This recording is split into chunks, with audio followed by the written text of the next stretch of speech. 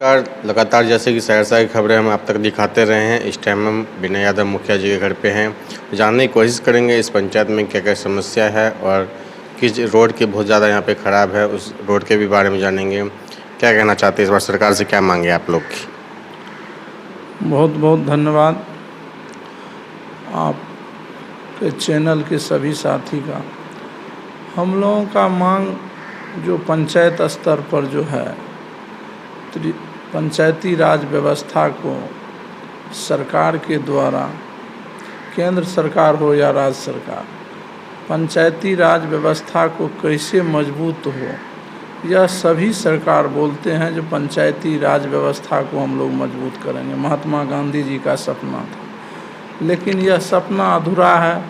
आज यह पंचायती राज व्यवस्था को कमज़ोर करने के लिए आम सभा और ग्राम सभा का भी वैल्यू समाप्त होने के लिए जा रहा है, क्योंकि सरकार अपने मन से गाइडलाइन तय करता है जो पंचायत में क्या काम होना चाहिए, तो वह तो सरकार का मोनोपॉलिसी है। दूसरी बात है, सरकार में दिन प्रतिदिन पंचायती राज व्यवस्था का जो तौहीन हो रहा है, वह केंद्र सरकार हो, बिहार सरकार हो, दोनों मिल के पंचायती राज व्यवस्था का धुजियाँ उड़ा दिए। हम लोग को लगभग 2 साल होने के लिए जा रहा है। पूरा अधिकार जो है इस बार देखते हैं कटौती ही कटौती किया जा रहा है।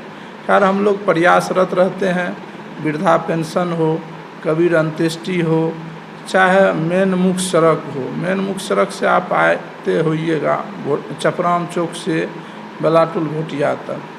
हम माननीय सांसद दिनेश चंद्र यादव हमको दिशा के भी मेंबर बनाए थे, उसमें भी हम लगातार आवाज़ उठाए हैं यह मेन रोड का। दूसरी बात है, हम लोगों का ये महिषी से आप देखते होइएगा सितवाहा तक यह जो ड्रेनेज है, ढेमरा नदी है, इसके लिए भी हम बराबर उस पर भी हमला उठाए हैं जो उसका भी हो नवीकरण। जो हम लोग किसान एरिया जो लाखों हेक्टेयर जल जमाव रहता है, आप देखे होइएगा महिषी से तरवार से होते हुए सब जगह पानी लगा हुआ रहता है, बारिश हो या नहीं हो, लेकिन पानी भरा रहता है। तो हम आपके चैनल के माध्यम से भी हम सरकार का ध्यान इस ओर आकर्षित करना चाहेंगे। यह सब व्यवस्था हो, पंचायती राज व्यवस्था मजबूत हो, पंचायत का अधिकार मिले। पंचायत में दिख रहे हैं काफ़ी कमी हर पंचायत में है, चाहे इंदिरा आवास हो, पीएम आवास हो, जो है लाइट के इंतजाम हो, जगह जगह नाली का इंतजाम हो, फंड अभी तक प्रॉपर मिल नहीं रहा है। इससे क्या समस्या हो रही है? पब्लिक आप लोगों से काफ़ी एक्सपेक्टेशन रखते होंगे। हम लोगों को तो जनता जिस उम्मीद से चुना है, जो मुखिया जी बनेंगे तो हम लोगों का काम होगा, लेकिन हम लोगों का जो सरकार के द्वारा राशि उपलब्ध कराना चाहिए, अभी तक में 2 साल होने के लिए जा रहा है। एक किस्त राशि आया है पंचायत में, उसमें जो थोड़ा मोड़ा काम हुआ है।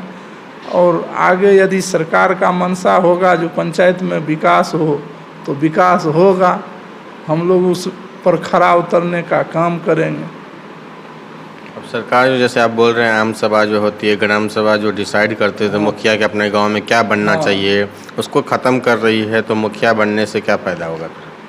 मुखिया बनने से तो कोई ऐसा नहीं देख रहे हैं हम, जनता का वैल्यू ही समाप्त हो रहा है, लोकतंत्र का महत्व ही घट रहा है।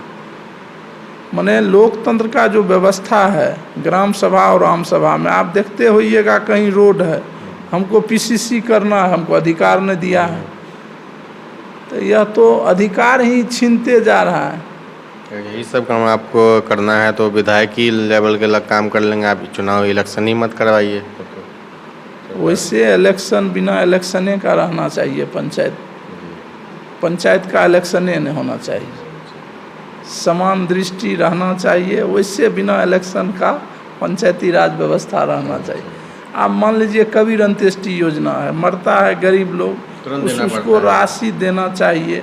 सरकार कहता है कि आपदा का हक है, पहले आपदा पीड़ित का, मैंने उसको राशि में, लेकिन कहाँ है कोई सुनने वाला नहीं है, उसको नहीं कोई देखने वाला है। 2 बरस हो गया, 1 भी रुपया नहीं दिया। अब हम लोग जाते हैं, जितना मेंटेन हो रहा है कर रहे हैं, जब तक होगा करेंगे। ये जो पीएचसी जो विभाग से जो वो भी मुखिया से बाहर कर दिया गया, जगह जगह जो पानी का टंकी लग रहा है वो भी मुखिया के हाथ से बाहर चला गया। अब तो वो तो चलिए गया, पंचायत सरकार भवन बनवाना था पंचायत में, उसको भी अब पंचायत में यदि मुखिया कहीं बनाते थे तो उसका अलग प्राकलन था। आज उसको टेंडर कर दिया है तो उसका 3 करोड़ हो गया है। तो पंचायत में यदि कोनो चीज़ देगा तो उसका राशि उससे 3 गुना घट जाएगा, और यदि कहीं टेंडर में दे दिया तो उसका 3 गुना बढ़ा दिया। यही है पंचायती राज व्यवस्था। तो जैसे अब ये पानी की टंकी लग रहा है तो आपके गांव में भी लग गया होगा, तो पानी वगैरह आता है क्या?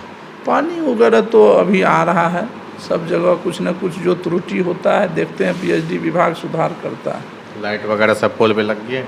लाइट तो नहीं लगा है, लाइट तो लगवे नहीं किया है, थोड़ा मोड़ा हम लोग लगाए हैं, लाइट नहीं लगा। शिक्षा और स्वास्थ्य में क्या फंड मिल रहा है, क्या काम कर रहे हैं सरकार आपके गांव में? शिक्षा में तो थोड़ा सुधार है, और स्वास्थ्य में जो हमारे यहाँ स्वास्थ्य का उप स्वास्थ्य केंद्र था, उसका ज़मीन है, भवन उपलब्ध नहीं था, उसको हम लग के जिला पदाधिकारी और सिविल सर्जन साहब से जिला से भेजवा दिए हैं, टेंडर प्रोसेस में है, वो भवन बन जाएगा हमारे यहाँ। सड़क नाली का अभी तक पूरा कंप्लीट तो आपका पंचायत नहीं हो पाया है? सड़क नाली का तो अभी कोनो कंप्लीट वाला बातें नहीं है, काम होगा आगे तो कंप्लीट होगा। बाकी बहुत से गरीब लोग जिसको पीएम आवास, राशन कार्ड, पेंशन, वृद्धा पेंशन, विधवा पेंशन, विकलांग पेंशन, ये सब तो बहुत लोग वंचित है कि सब कंप्लीट हो चुके हैं। हमारे यहाँ पेंशन जो है लगभग लोगों को मिलता है, और जो जिनको नहीं मिलता है यदा कदा तो उनको भी करवाने का काम करते हैं। पेंशन मिलता है, राशन कार्ड लगभग लोगों को है, जिनको नहीं है उनको भी बनवा देते हैं। आयुष्मान भी काम चल रहा है? आयुष्मान कार्ड का अभी हमको नहीं है जो काम चल रहा है कि नहीं चल रहा है, आयुष्मान कार्ड नहीं चल रहा है। पीएम आवास की जहाँ तक सवाल है, शौचालय पीएम आवास प्रधानमंत्री आवास जो मिलता था गांव घर में, उसका तो हम लोग जब से बने हैं न लक्ष्य दिया है, न उसका पैनल में जोड़ने के लिए नाम कभी साइड खुला है। तो देख पा रहे हैं जो गांव में जो मूलभूत सुविधा होती है वही अभी तक नहीं पहुंच पाया है। गरीबों को रहने के लिए पक्का मकान नहीं है, और 2023 में हम पहुंच चुके हैं, देश को 75 साल आज़ाद हुए हो गए हैं। तो ज़्यादा से ज़्यादा फंड मुखिया जी के जो है उसमें डाला जाए, ताकि वो अपने गांव का विकास ज़्यादा से ज़्यादा कर सके, वरना मुखिया का रहने का कोई फ़ायदा नहीं है। सहरसा जिला से रंजन जायसवाल की रिपोर्ट।